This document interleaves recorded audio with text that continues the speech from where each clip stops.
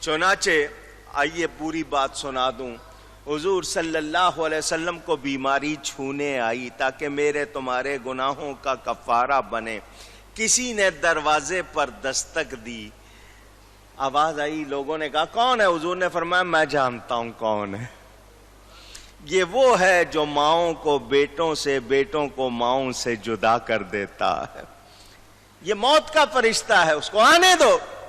حضرت اسرائیل آئے, خود بھی سلام کیا, اللہ کا سلام پیش کیا. اللہ نے بھیجا ہے, اللہ فرماتا ہے جیسا میرا حبیب چاہے ویسا کرنا. جیسا میرا حبیب چاہے ویسا کرنا. حضور صلی اللہ علیہ وسلم نے, آؤ ایک محبت کی بات بھی سناتا چلوں. حضور نے فرمایا اسرائیل تو جان کیسے نکالتا؟ جان کیسے نکالتا ہے؟ وہ سمجھاتے ہیں جیسے لوہے کی ایک سلاخ ہو, سریا ہو, اس میں کانٹے نکلے ہوں, اس پہ کپڑا چڑھا دیا جائے کھینچ کے. اب اس کو ایک طرف سے کھینچیں گے تو وہ سالم کپڑا نہیں نکلے گا, لیر لیر ہو جائے گا, ٹکڑے ٹکڑے ہو جائے گا, پٹیاں بن جائیں گی, وہ پورا نکلے گا نہیں. اس نے کہا میں اس طرح روح کھینچتا ہوں, پاؤں کے ناخنوں سے کھینچنا شروع کرتا ہوں اور جھٹکا دیتا ہوں. کیا دیتا ہوں؟ ایک جھٹکے میں اتنی تکلیف ہوتی ہے جتنی کسی کو 100 مرتبہ قتل کرنے میں ہوتی ہے. اتنی تکلیف. جھٹکا دیتا ہوں, چھوڑ دیتا ہوں, پھر جھٹکا دیتا ہوں, 100 جھٹکے دیتا ہوں. میرے نبی پاک صلی اللہ علیہ وسلم کی آنکھوں میں آنسو آ گئے. فرمایا اتنی تکلیف دیتا؟ جی. فرمایا میری امت کو جتنی تکلیف دینی ہے مجھے دے دے. میرے غلام برداشت نہیں کر سکیں گے تو وہ مجھے دے دے. اسرائیل نے عرض کی حضور کیا فرما رہے ہیں؟ میں وعدہ کرتا ہوں جو آپ کے غلام ہیں ان کی روح اس طرح نکالوں گا جیسے دودھ میں سے بال نکال لیتے ہیں. قربان جائے اس آقا جنہیں ہماری تکلیف کا اتنا خیال تھا. آج ہم اعتراض کریں تو بتائیے کیا سچے امتی ہوں گے؟ بات بہت دور نکل گئی. وہ یہ کہتے ہیں کہ جی خون کیوں نکلا؟ میں نے کہا وہاں آنکھ کیوں پھوٹی؟ جواب دو نا مجھے. یہ دے سکتے نہیں ہو. یاد رکھنا حضور صلی اللہ علیہ وسلم لباس انسانی میں آئے, اس لیے کھایا بھی, اس لیے شادی بھی کی, بچے بھی ہوئے. کیوں کہ لباس انسانی میں آئے. مگر لباس انسانی میں آنے کے باوجود ان کی حقیقت کو ان کے رب کے سوا کوئی جانتا. اونچی کہیے. یہ میرا کہنا نہیں, خود نبی پاک صلی اللہ علیہ وسلم کا فرمان کہ میری حقیقت کو میرے رب کے سوا کوئی جانتا پہچانتا. کس کو فرما رہے؟ نبیوں رسولوں کے بعد سب سے افضل بشر حضرت ابو بکر سے فرماتے ہیں یا ابا بکر والذی بعثنی بالحق لم یعرفنی حقیقتا غیر ربی. آگے سے حضرت ابو بکر یہ نہیں کہتے حضور میرے سامنے آپ صبح و شام دن رات ہوتے ہیں, میں آپ کو دیکھتا ہوں, کھاتے پیتے سوتے جاگتے چلتے پھرتے سب کچھ دیکھتا ہوں. لیکن وہ صدیق اکبر تھے, وہ جانتے تھے دیکھنے میں ہم جیسے ہیں, ان کی حقیقت ان کا رب ہی جانتا ہے. یا اللہ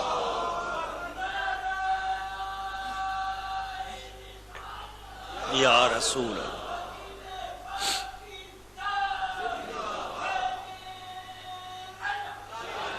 اب سنیں, تم کہتے ہو کہ جی مجھے فرشتہ ہونا چاہیے, میں نے شادیاں کیوں کی ہیں اگر میں نبی ہوں؟ تو سنو, او فرشتے تو میرے غلام ہیں, فرشتے تو میرے غلام ہیں. اللہ نے جو مجھے شان دی ہے وہ کسی فرشتے کو حاصل. ان فرشتوں کا سردار ہے جبریل. سدرا پہ وہ بھی رہ گیا, سدرا پہ وہ بھی رہ گیا. حضور فرماتے ہیں چل آگے, وہ کہتا نہیں جی آگے جا سکتا نہیں. تو میرے نبی کی شان کتنی بلند ہے کوئی جان سکتا, مخلوق میں میرے نبی جیسا اونچی کوئی ہو سکتا بھی اونچی. سب سے اولا و اعلی, سب سے بالا و والا.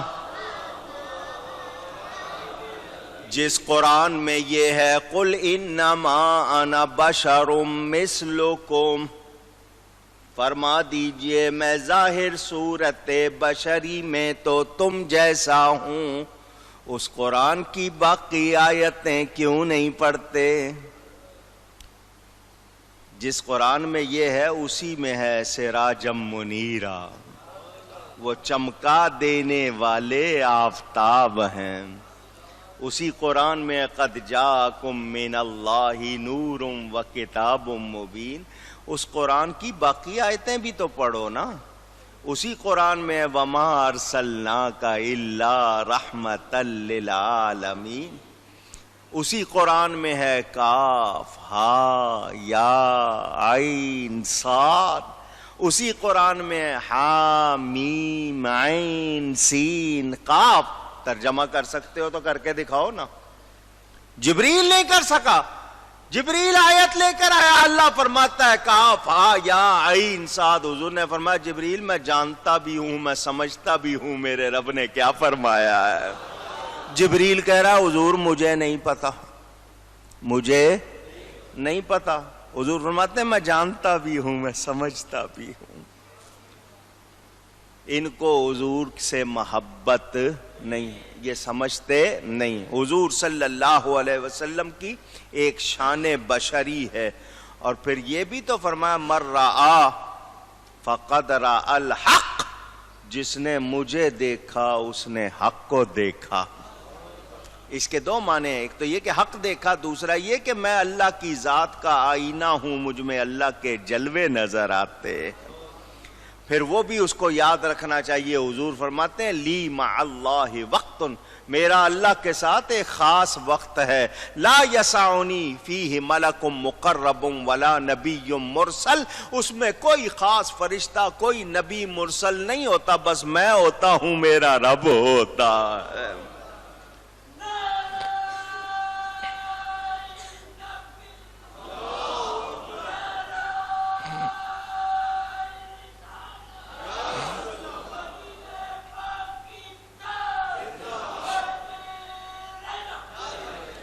کچھ ظاہر بین ہوتا ہے, صرف ظاہر دیکھنے والے, حقیقت کو نہ سمجھنے والے, وہ اس آیت سے یہ دلیل پکڑتے ہیں کہ فرشتہ انسان سے افضل ہے. وہ یہ کہتے ہیں کیونکہ حضور نے اپنی الوہیت اور ملکیت کا انکار کیا کہ میں خدا بھی نہیں ہوں, میں فرشتہ بھی نہیں ہوں. تو وہ یہ کہتے ہیں کہ جی اس سے پتہ چلا کہ فرشتہ افضل ہے انسان سے. کچھ لوگ یہ کہتے ہیں, یہ بھی ان کو دھوکہ ہوا. وہ کہتے ہیں جی ایسا ہے ویسا ہے. میں نے کہا یہ بتاؤ, ان فرشتوں کو اللہ نے حکم دیا تھا کسی کو سجدہ کرنے کا؟ ان فرشتوں کو اللہ نے حکم دیا تھا کسی کو, کس کو؟ آدم علیہ السلام کو. اب بولو ذرا ایک جواب. حضرت یعقوب علیہ السلام نے حضرت یوسف علیہ السلام کو سجدہ کیا. اب میں دوسرا مسئلہ بھی ساتھ کرتا جا رہا ہوں. نبی پاک صلی اللہ علیہ وسلم نے خانہ کعبہ کی طرف منہ کر کے سجدہ کیا, خانہ کعبہ کو نہیں. منہ کیا ادھر یا نہیں کیا؟ حضور صلی اللہ علیہ وسلم کعبے سے افضل ہیں یا نہیں؟ مرد مومن کی شان بڑی ہے تو نبی کی تو بہت شان ہے. تو یہ لوگ جو کہتے ہیں کہ نہیں جی فرشتہ افضل وہ سنے، قرآن میں اللہ فرماتا ہے وَلَقَدْ كَرَّمْنَا بنی آدم، ہم نے انسانیت کو، ابن آدم کو عزت دی ہے۔ کیا دی ہے؟ اونچی کہیے گا۔ اچھا، اب میں سمجھنے کے لیے بات کروں، کبھی کبھی ایسا ہوتا ہے، جس طرح میں نے آپ کو مسئلہ سمجھانے کے لیے کہا کہ حضرت یعقوب نے حضرت یوسف کو سجدہ کیا، حالانکہ حضرت یعقوب علیہ السلام باپ ہیں، یوسف علیہ السلام بیٹے ہیں۔ کبھی کبھی ساجد مسجود سے افضل ہوتا ہے، ساجد سجدہ کرنے والا، مسجود جس کو سجدہ کیا جائے، تو کبھی کبھی ساجد مسجود سے اونچی۔ یہ مسئلہ سمجھانے کے لیے دیکھیں نا، نبی پاک سجدہ کر رہے ہیں، کعبے کی طرف منہ ہے، سجدہ کعبے کو نہیں۔ حضرت یعقوب علیہ السلام یوسف علیہ السلام کو سجدہ کر رہے ہیں، حالانکہ باپ ہیں، تو کبھی کبھی ساجد مسجود سے افضل ہوتا ہے، لیکن افضلیت بشر لازم نہیں۔ اس کو بنیاد بنا کے یہ کہنا کہ فرشتہ افضل ہے انسان سے، ایسی بات اونچی۔ اچھا بتاؤ، عورت سے مرد افضل ہے یا نہیں؟ جو مرد ہیں وہ جواب دیں، دوسرے نہیں۔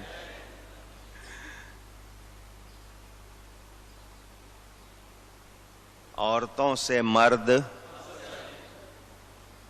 ڈر رہے ہو بہت، کچھ گڑبڑ لگتی ہے، کہتے ہیں گھر واپس جانا ہے، مشکل ہو جائے گی۔ عورتوں سے مرد، مگر ہم سارے مرد، نبیوں کو نکالیں، ہم سارے مرد کیا حضرت فاطمہ سے افضل ہو سکتے ہیں؟ اونچی بات سمجھ میں آ گئی نا؟ وہ عورت ہو کر وہ شان رکھتی ہیں کہ ہم سارے مرد رکھ سکتے نہیں۔ تو جنس سے مرد، یعنی مرد کی جنس عورت کی جنس سے افضل ہے، تو یاد رکھنا اس آیت سے افضلیت کی بحث نکالنا غلط ہے، کیونکہ اس سے وہ مراد نہیں۔ اور باقی یہ کہنا کہ جناب دیکھیں نا یہ کھاتے پیتے کیوں ہیں، تو میں نے کہا بغیر کھائے پیے بھی رہے ہیں۔ تو ان لوگوں کا یہ اعتراض ہی کافروں کا غلط تھا، اس کا جواب دیا گیا ہے۔ پھر سن لیں، اس آیت میں علم غیب کی نفی نہیں ہے، دعوے کی نفی ہے، علم کی نفی نہیں۔ اللہ کی عطا سے نبی جانتے ہیں۔ ان اتبع الا ما یوحی الی، کہتے ہیں اس جملے کا مطلب میں تو وہی کرتا ہوں، اس کی پیروی کرتا ہوں جو میری طرف وحی ہوتی ہے۔ اس سے یہ لوگ کہتے ہیں کہ آپ مالک احکام نہیں ہیں، احکام کے مالک نہیں ہیں، کیونکہ ہر امر میں وحی کے تابع ہیں۔ دوسرے یہ کہ حدیث کوئی چیز نہیں۔ یہ ان لوگوں کا اعتراض کہ دیکھو آیت کہہ رہی ہے، خود حضور کہہ رہے ہیں کہ میں وحی کے تابع ہوں، تو اس سے پتہ چلا کہ وہ مالک احکام نہیں ہے۔ ہر امر میں وحی کے تابع دوسرے، تو پھر حدیث کیا چیز ہوئی؟ تو یہ کچھ لوگ ایسا کہتے ہیں۔ تو چونکہ بات آئی ہے جواب دے دیتا ہوں۔ وحی تین قسم کی ہے، وحی تین، لفظ وحی ہے لیکن اردو میں وحی کہتے ہیں۔ وحی تین قسم کی ہے۔ ایک وہ جو فرشتے کی زبان سے ثابت ہو اور الفاظ بھی فرشتے کے ہوں، وہ قرآن ہے۔ دوسرے وہ جو فرشتے کے اشارے کے بغیر، فرشتے کے اشارے کے بغیر کلام ہو، معلوم ہو۔ حضور صلی اللہ علیہ وسلم کئی مرتبہ احادیث میں ہے، فرمایا ہے کہ روح القدس مجھ میں پھونک مارتا ہے، اس میں کلام نہیں ہوتا۔ تیسری وہ جو قلب مبارک یعنی دل پر ظاہر ہو بطور الہام یا بطور خواب، لِتَحْكُمَ بَيْنَ النَّاسِ بِمَا أَرَاكَ اللَّهُ، وہ اس سب جگہ مراد ہے۔ حضور صلی اللہ علیہ وسلم کا اجتہاد وحی کے حکم میں ہے، اگر اس پر ثابت رکھا جائے۔ حضور صلی اللہ علیہ وسلم کے بارے میں یہ بھی کہا جاتا ہے کہ جی کافروں نے کہا کہ اگر عذاب ہی آنا ہے تو لے آئیں ہم پر، ابھی لے آئیں، تو حضور نے فرمایا میرے پاس وہ عذاب نہیں ہے جس کی تم جلدی کر رہے ہو۔ اس سے بھی لوگ دلیل یہ پکڑتے ہیں کہ حضور کو کسی چیز کے مالک اونچی، یہ ان لوگوں کی بات میں نے آپ کو سنائی۔ میرے دوستوں اور بزرگوں، حقیقی مالک کون ہے؟ اللہ تعالی۔ نبی کو اختیار دیا ہے یا نہیں دیا؟ اونچی۔ کافر کہہ رہے ہیں کون؟ ہوتا وہی ہے جو اس نبی کی زبان سے نکلتا ہے۔ یہ کون کہہ رہے ہیں؟ دشمن۔ اور مسلمان کہلانے والے کہیں کہ نہیں نبی کو اختیار نہیں، تو بولو ان پر افسوس ہوگا یا نہیں ہوگا؟ میں اس کے جواب کتنے دوں؟ جو یہ کہتے ہیں حضور مالک کے احکام نہیں ہے، سنو، زکوٰۃ دیتے ہو؟ اونچی۔ مالک نصاب جو ہوگا سال گزر جانے کے بعد، نصاب والا جس کے پاس ایک خاص مقدار میں چیز ہو، حاجات اصلیہ کے علاوہ سونا چاندی نقدی جو بھی ہے، اس پر زکوٰۃ ہے یا نہیں؟ سامان تجارت زکوٰۃ ہے نا؟ کتنی دیتے ہو 100 پر؟ زور سے بولو، آواز آئے، قرآن میں دکھاؤ۔ سوال ہے میرا، کہتے ہو حدیث کچھ نہیں، نبی کو اختیار نہیں، دکھاؤ قرآن میں 2.5% کہاں ہے؟ فجر کی کتنی رکعتیں ہیں؟ 2 سنتیں 2 فرض، کتنے ہوئے؟ ظہر کی 14، یاد کرو کتنی ہیں؟ 14 ہیں۔ آپ 2 نہیں پڑھتے ہو نفل، کتنی رکعتیں ہیں؟ 14۔ عصر کی کتنی؟ 8۔ مغرب کی کتنی؟ 7۔ عشاء کی کتنی؟ 17۔ ٹوٹل ملا کے 50 فرض ہوئی تھی نا، وہ 50 رکعتیں بن گئی ہیں۔ ٹوٹل کتنی ہے؟ اونچی دکھاؤ قرآن میں، مجھے یہ رکعتیں دکھاؤ۔ یہ کانوں تک ہاتھ اٹھانے ہیں، ناف کے نیچے باندھنے ہیں، کس ترتیب سے پڑھنا ہے؟ پانی پی لوں نماز میں؟ کچھ کھا لوں؟ کوئی بات کرے جواب دے دوں؟ سلام کرے لے لوں؟ ادھر ادھر دیکھ لوں؟ دکھاؤ قرآن میں کہاں لکھا ہے یہ سب کچھ؟ چوری کرنے والا مرد ہو یا عورت، اس کے ہاتھ کاٹ دو، قرآن میں ہے۔ کتنی چوری پر کاٹیں؟ 1 روپے پر بھی، 10 روپے پر بھی، 5 روپے پر بھی، چوری تو چوری ہے، کتنی چوری پر کاٹوں؟ دکھاؤ قرآن میں۔ پوچھ رہا ہوں میں آپ سے، یہ نماز کی ترتیب ہے، پہلے ثنا پڑھنی ہے، پھر اعوذ باللہ، پھر بسم اللہ، پھر سورہ فاتحہ، پھر قرآن، پھر رکوع کرنا، رکوع کے بعد کھڑے ہونا قوما، پھر سجدہ کرنا ہے، سجدے کے درمیان بیٹھنا ہے، مغرب کی 3 رکعتیں۔ دکھاؤ قرآن میں ہے یہ بیان؟ اللہ چاہتا تو ایک ایک بات کھول کے بیان فرما دیتا، کسی سے پوچھنے کی ضرورت نہ پڑتی، مگر اللہ یہی چاہتا ہے جب تک لوگ قرآن کے محتاج رہے، میرے نبی کے بھی محتاج رہے۔ اللہ اکبر۔ نبی کے بغیر قرآن پر عمل ہو سکتا؟ اونچی۔ یہ اتنی لمبی بحر، تو وہ جو کہتے ہیں نبی مالک کے احکام نہیں ہے، اللہ نے نبی کو اختیار دیا ہے۔ 2 کی گواہی ایک شخص کو 2 کے برابر بنایا یا نہیں بنایا؟ اونچی۔ 6 مہینے کی بکری صحابی کو اجازت دے دی، تم وہی کر لو، ہمارے لیے حکم ہے 1 سال کا، اس کو حکم دے دیا تم 6 مہینے کی کر لو، ہے اجازت یا نہیں؟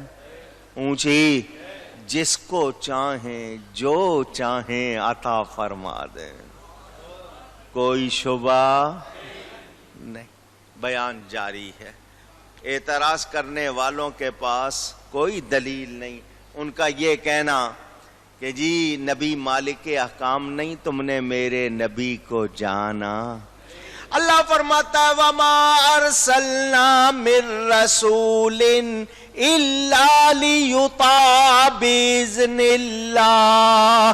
اللہ فرماتا ہے ہم نے رسول بھیجا اس لیے ہے کہ اللہ کے حکم سے اس کا حکم مانا جائے، اس کا کہنا مانا جائے۔ اللہ فرماتا ہے ان کا حکم مانو، اور تم کہتے ہو وہ حکم دے نہیں سکتے، تو تمہاری عقل ٹھکانے نہیں ہے۔ نبی کا حکم اللہ کا حکم ہے، نبی کا حکم میرا نہیں، قرآن کا فتویٰ۔ اللہ فرماتا ہے من یطع الرسول فقد اطاع اللہ، جس نے رسول کا کہنا مانا اس نے اللہ کا کہنا مانا۔ پتہ چل اللہ اکبر، یا رسول اللہ۔